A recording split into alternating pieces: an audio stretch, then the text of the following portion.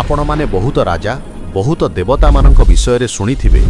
मु हेउछि एकमात्र एमिति देवता जे मो पद को हासिल करिबा पई स्वयं विष्णु आसंती किंबा कोनोसी देवता ओ असुर मध्य तपस्या करी मो पद हासिल करिबा को आसंती, जहा फलरे अनेक युद्ध होइछि एवं साधारणतः मनुष्य मध्य मो पद हासिल करिबा पई दान धर्म करंती। एही पदर नाम इंद्रपद।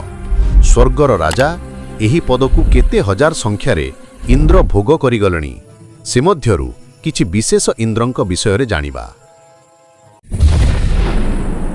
समस्त जानिछंती जे विष्णु पृथ्वी को 10 अवतार नहीं आसीथिले, किंतु 10 अवतार को हटाई गोटिए एमिति अवतार विषय उल्लेख करिवु जहा आगरु केही सुनि नथिबे। एही अवतार पृथ्वीर नुह स्वर्गलोकर अवतार। आमे एही चैनल रे एमिति रहस्यमय कथा आलोचना करिबाकू जाउछु जहा दुनिया रे विरल। तेणु आपण माने चैनल रे जोड़ी गले एमिति अनेक विरल रहस्यमय स्टोरी जानिबाकू पाइबे जहा कहा कल्पना रे मध्य नथिबो। जेतिबेले आकाश रे बिजुली चमके, जेतेबेले मेघ गरजी उठे, सेतेबेला को मने पड़े एक नाम इंद्र। ऐरावत उपरे हातरे वज्रधारी देवता मानक राजा। किंतु इंद्र जणे मात्र नुह, इंद्र एक नाम नुहे, एक पदवी। जेपरी पृथ्वी लोकरे राजा गादी थाए, सेपरी देवलोक बा स्वर्गलोकरे मध्य अछि गोटिए सिंहासन, इंद्र तर सिंहासन। यह सृष्टि कले स्वयं ब्रह्मा। से गढ़ी 10,000 पृथ्वी थिबा स्वर्गलोक को नहीं गोटे राजा, गोटिए रक्षक, गोटिए विजेता, जी सबु देवता मानंकु निज आयतरे रखी शासन करिवो। प्रत्येक जुगरे जेउ देवता सबुठारु शक्तिशाली, सबुठारु बुद्धिमान ओ देवमानंकु एकतारे नहीं पारे, सेई हेउछि नूतन इंद्र पाई योग्य।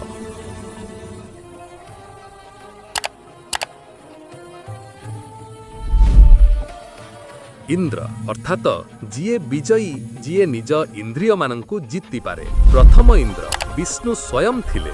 सृष्टिर प्रारंभरे कालरे जेतेबेले अंधकाररु आलोक जन्मिला, जेतेबेले ब्रह्मा जन्म नेले, देवता और असुर उत्पन्न हेले, सेतेबेले देवमानंकर राजा नथिले। असुर माने शक्तिशाली एवं तांको आतंक परे क्षीरसागर रे विराजित विष्णु देखिले सृष्टिर नियम चलिबाकु हेले स्वर्गर राजा आवश्यक। तेणु विष्णु धारणा कले प्रथम इंद्र, जार नाम यज्ञ रूप, हातरे धर्मदंड, शरीररु दिव्य आलोक। सेतेबेले सबु देव माने प्रणाम कले जे विष्णु यज्ञ रूप प्रथम इंद्र पदरे से असुर मानंकु पराजित करिथिले एवं स्थापना कले सृष्टिर प्रथम नियम।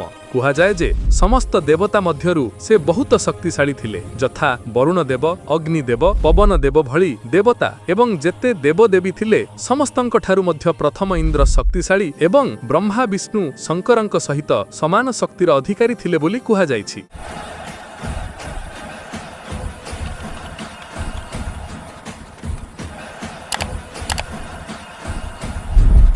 राजा शिबी थिले जणे पृथ्वीर साधारण राजा। से न्याय और दानी रे विख्यात थिले।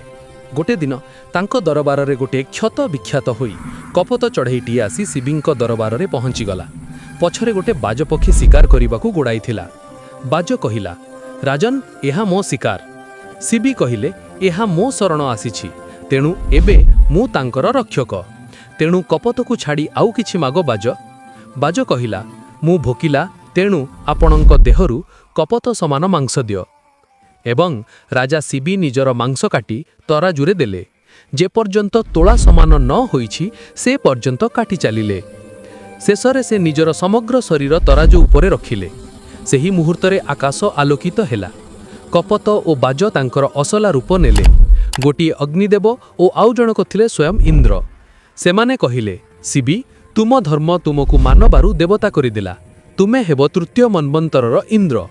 एहा परे तृतीय इंद्र राजा शिबी होइथिले।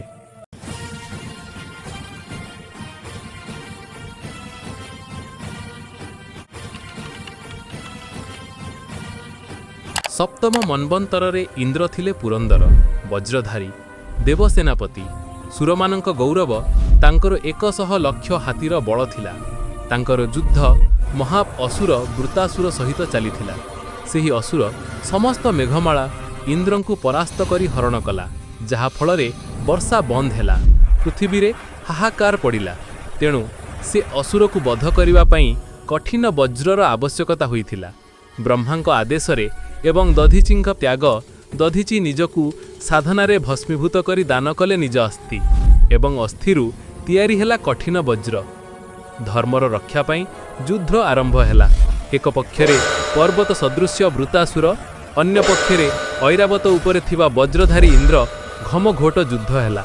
ଶେଷରେ ଇନ୍ଦ୍ର ବଜ୍ର ପ୍ରହାର କଲେ ଓ ବୃତାସୁରର ପତନ ହେଲା। ମେଘମାଳା ଫେରିଲା, ପୃଥିବୀ ଜୀବନ ପାଇଲା। କିନ୍ତୁ ପୁରନ୍ଦର ଇନ୍ଦ୍ରଙ୍କ ଅସଲ ଯୁଦ୍ଧରେ ହିଁ ମନ ଥିଲା। ଅନଶକ୍ତି, ଭୋଗବିଳାସ, ଅହଙ୍କାର ଓ ମଦରେ ତାଙ୍କର ଆସକ୍ତ ଥିଲା। ସେ ଯୁଦ୍ଧ ଜିତିଲେ, କିନ୍ତୁ ନିଜକୁ ସେ ଗର୍ବରେ ତଳକୁ ଖସେଇ ଦେଇଥିଲେ। ବହୁ ଅଭିଶାପର ସମ୍ମୁଖୀନ ହୋଇଥିଲେ। ତେଣୁ ଇନ୍ଦ୍ର ଏକ ପଦ, ଏକ ଦାୟିତ୍ୱ, ଏକ ପରୀକ୍ଷା। କେବେ ବିଷ୍ଣୁ ତାହାକୁ ଧାରଣ କରନ୍ତି, କେବେ ଶିବି ଭଳି ରାଜା, କେବେ ପୁରନ୍ଦର ଭଳି ଯୋଦ୍ଧା। ଇନ୍ଦ୍ରଙ୍କ କାମ ସଦା ଏକା, ସୁର ଓ ଅସୁର ସଂଘର୍ଷ ମଧ୍ୟରେ ସନ୍ତୁଳନ ରଖିବା। ଏମିତି ସ୍ୱର୍ଗୀୟ ଦେବତା କିମ୍ବା ଇନ୍ଦ୍ରଙ୍କ ରହସ୍ୟମୟ ଗାଥା ଆଗକୁ ଆପଣମାନେ ଜାଣିବାକୁ ଏ ବିଷୟରେ ଭିଡ଼ିଓ ଦେଖିବା ପାଇଁ କିଛି କମେଣ୍ଟ କରନ୍ତୁ। ଧନ୍ୟବାଦ।